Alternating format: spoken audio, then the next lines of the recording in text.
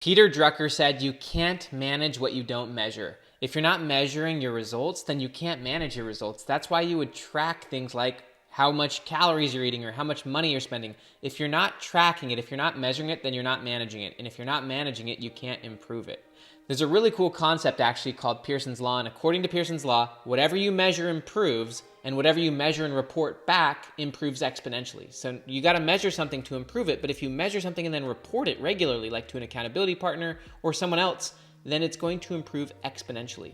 In this video, I'm going to share with you the best example of someone I've seen who's measured their own progress. It's actually James Clear, the author of Atomic Habits. On his blog every year for the last several years, he's created annual reviews and he's been very explicit about his measurements. Again, if you're not measuring, you can't manage it. And James Clear has become one of the most successful authors over the last 5-10 years. And I'm going to show you his annual review process is one of the most amazing ways that he's been able to measure and track his own progress forward. And I heavily recommend you do this. I'm also going to start really quickly with a story, why you should do this. So one of my friends, Jill, she is a physical therapist at an elementary school for children with challenges like Down syndrome, like disabled kids who have a really hard time learning and stuff like that. Jill works with these kids one-on-one, and they set goals, and it's obviously difficult work. A lot of times they make seemingly no progress. Like, these kids are really hard to make progress on. And recently, Jill was actually looking at one of her annual reviews. Every year, at the end of the year, she writes about the goals that they're setting, the progress. She actually tracks a lot of things throughout the year. But with one of the little girls that she is working with, she took some time to just look back on the progress report from last year. And one of the things that she noticed is that last year at this time, this little girl, they were working on her walking on grass. This little girl couldn't walk on grass or uneven surfaces. It was just too hard for her, too intimidating. And it was powerful for Jill to read that, because that's actually challenges that this little girl and Jill have overcome a long time ago. But Jill had completely forgotten about it. And so by going back and reviewing her progress and reviewing what they were working on last year, she was reminded of what they were actually doing, which it's so easy to forget. It's so easy to forget what you were doing last year, because as people, we're very focused on what's in front of us. We're focused on our future. It's easy to forget or even downplay your own progress. And there's reasons why you should not only record your progress, it helps your memory, but review your progress regularly, because by reviewing your progress, like Jill just did, you're reminded of what you were focused on maybe 1 year ago, 5-10 years ago. And by seeing the things that you've probably forgotten, you probably forget the things that you were working on 2-3 years ago. You forget how challenging it was. So the thing about this is that really your memory is always being reconstructed in the present. If you have new experiences, you learn things, you quickly slow boil and adapt to your new views, your new circumstances, and from the present, you view the past. We always reconstruct the past in our memories based on where we're at in the present, and so your memories are actually always changing based on where you're at right now in the present. And so it can be really easy to forget where you actually were. Just as an example, like I was reading one of my old journals when I was writing this book, actually, Willpower Doesn't Work. And I remembered how difficult this was. I actually, according to my actual memory, when I'm not actually reviewing the progress, I actually thought it was easy. But I went back and I was reading some of my old journals and I realized, whoa, it was a lot harder than I remember it being. And so you want to take time to look back, because it does a few things. First off, it builds hope, it builds confidence. It helps you really appreciate where you're at right now. And appreciating where you're at right now is obviously super important for being mindful, happy, joyful.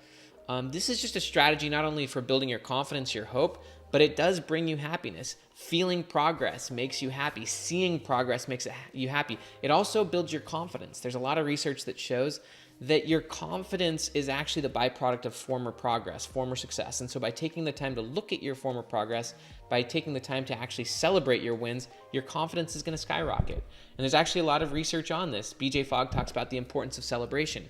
Taking the time to look back at where you were before, being blown away at the progress you've made and stuff that you've actually forgotten. That gives you celebration, it gives you confidence, it gives you hope. And that's a lot of the things that happened for Jill. When she was looking at this girl's report and seeing and remembering what they were actually working on a year ago and realizing that they are completely past that. They're working on new challenges and remembering, wow, this little girl used to struggle walking on grass. It was just too intimidating for her, and now she can totally do that. That also gave her a lot of pride and made her proud of this little girl and made her love her more, and it gave her motivation to do her work. One of the things you want to do when you're measuring back on your progress, it actually gives you motivation, grit, and resilience. For Jill and for other people, there's actually a lot of research that shows that teachers or therapists that work with high needs kids, they have huge burnout rates and they quit their jobs a lot faster than normal teachers because it can just feel like really tedious work.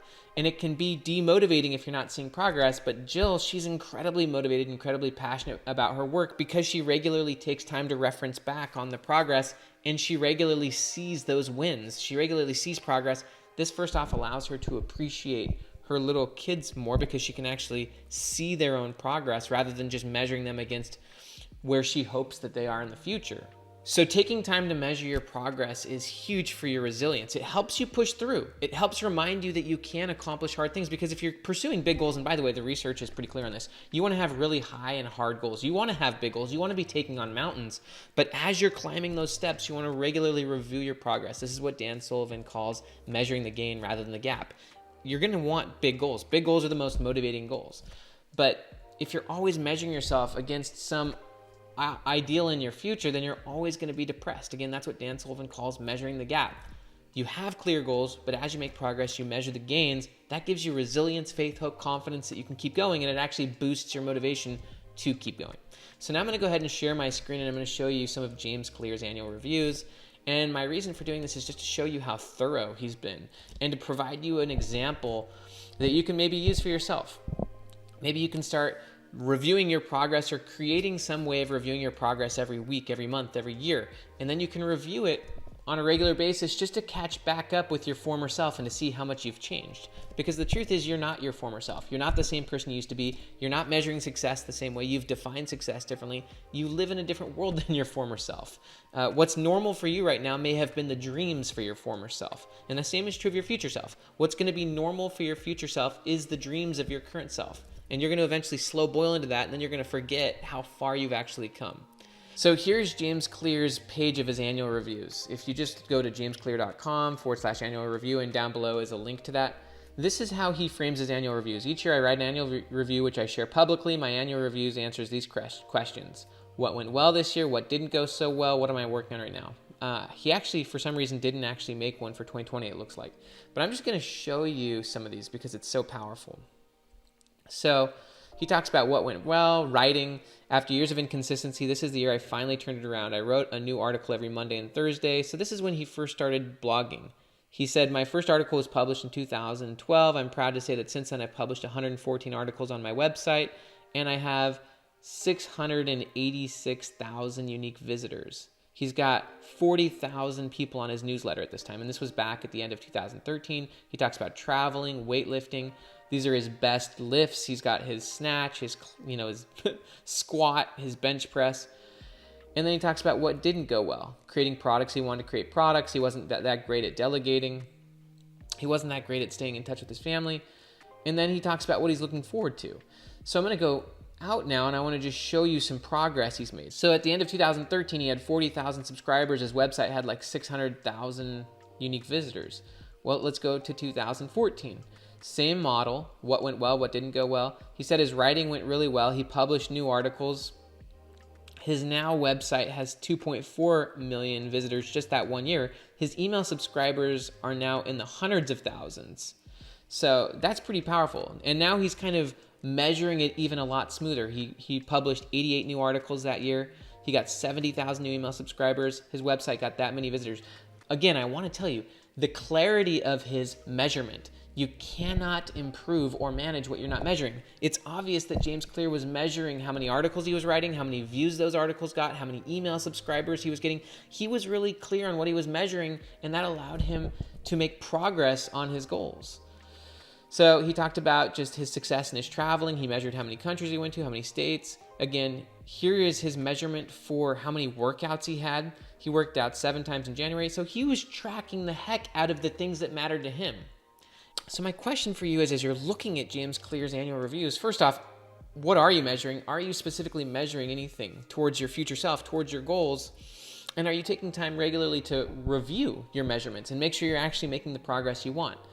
If you're not measuring it, you can't manage it. But if you're measuring it, it will improve. And if you're measuring and reporting it, as Pearson's Law says, it will improve exponentially. So now I'm going to pop out here. I'm just going to show you 2015. We're just going to keep cruising through. So what went well this year? He got married. He got a book deal.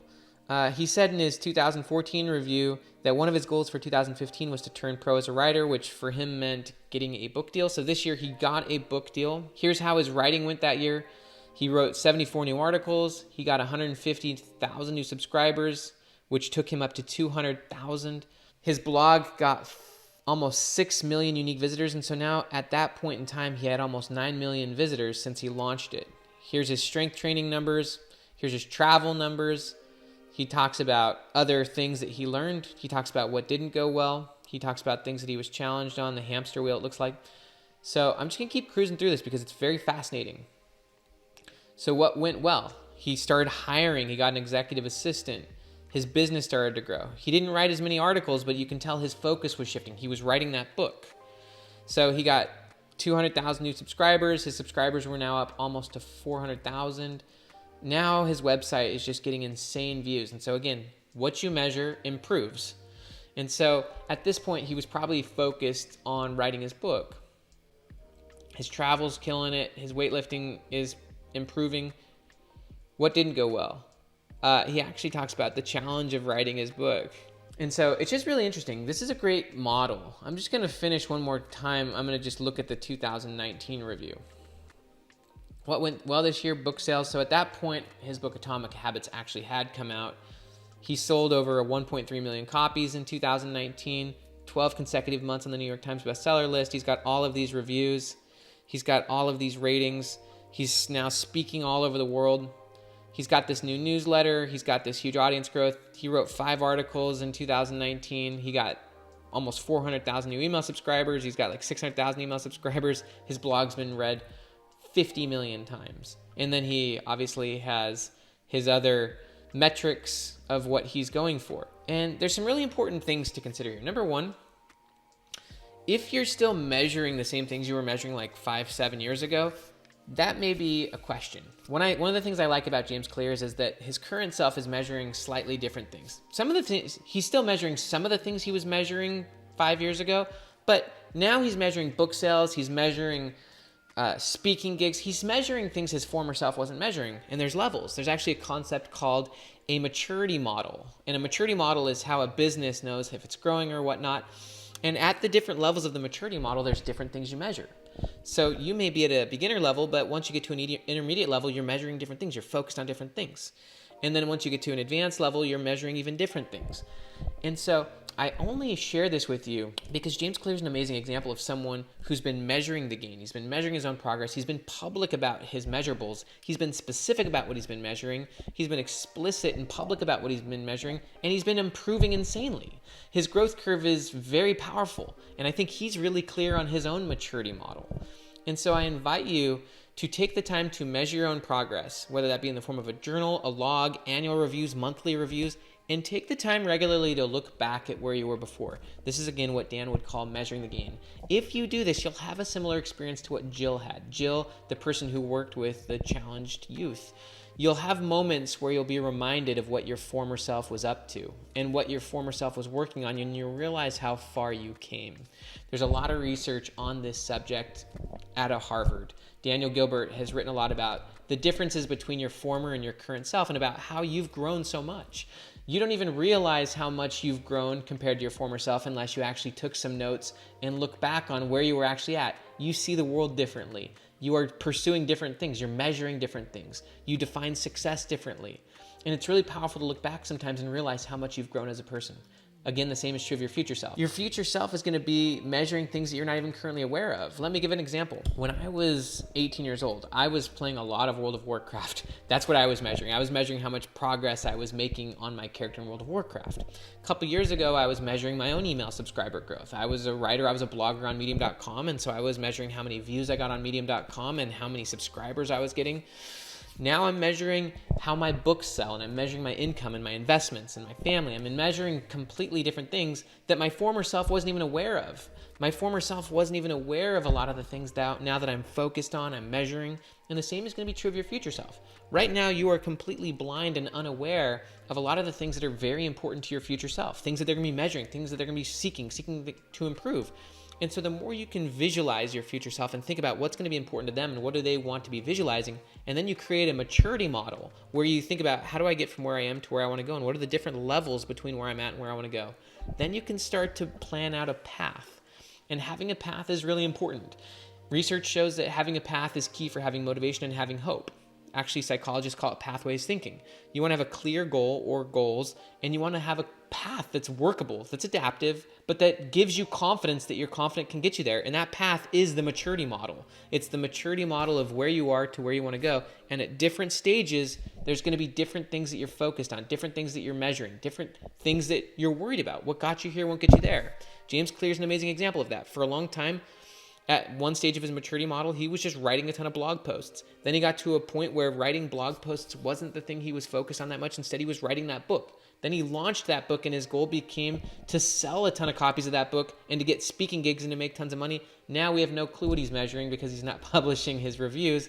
But you can see that he was measuring different things and he was focused on different things along his own maturity model. And then he was publishing it and measuring his progress backwards, and he was sharing it publicly, which is really generous and really powerful of him.